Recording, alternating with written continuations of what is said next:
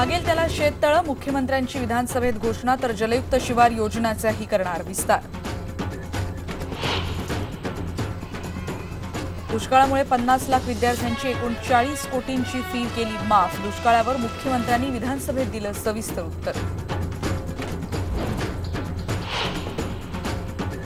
दुष्काळ निवारणावरून हायकोर्टापाठोपाठ सुप्रीम कोर्टानं सरकारला फटकारलं, 11 राज्यांना पाठवल्या नोटिसा।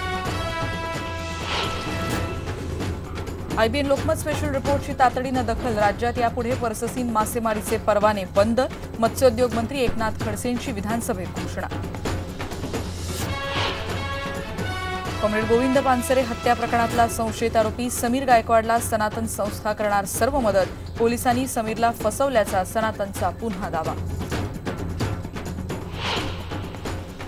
कधीही कुठेही कोणाचं अंकित होणार नाही, कोणाची लाचारी करणार नाही, कारण हा शिवरायाचा महाराष्ट्र आपण म्हणत असू तर तो शिवरायाचा महाराष्ट्र कोणापुढे असं गुडघे नाही टेकणार। स्मार्ट सिटीच्या मुद्द्यावर शिवसेनेच्या उपसूचना महत्त्वाच्या, उद्धव ठाकरेंनी केलं स्पष्ट, तर श्रीहरी अणे यांची भूमिका आक्षेपार्ह, सेनेची टीका।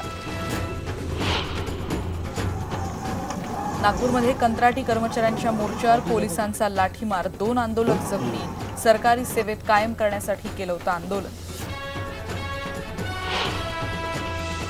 चित्रकार वासुदेव गायतोंडे यांच्या चित्राला 29 कोटी 30 लाखांची विक्रमी किंमत।